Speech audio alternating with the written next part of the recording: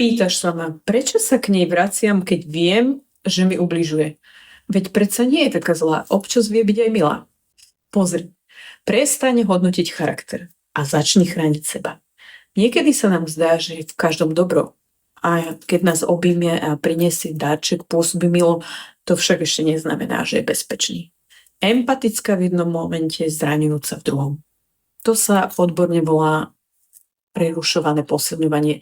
Cyklus, kde malá dávka pozitivity udržuje tvoju závislosť na nádeji. Je to ako ruletový automat.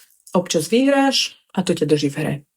Aj keď celkovo strácaš. Tvoj mozog hovorí, ale dnes mi dala lásku, možno sa zmením. Nie. Tvoja úloha nie je hodnotiť charakter. Tvoja úloha je sledovať dopad. Na teba, na tvoje okolie. A keď niekto dokáže byť milý a súčasne ti systematicky ubližuje, nie je to paradox charakteru, je to manipulácia. Možno sa zmení, pretože vie byť aj dobrý.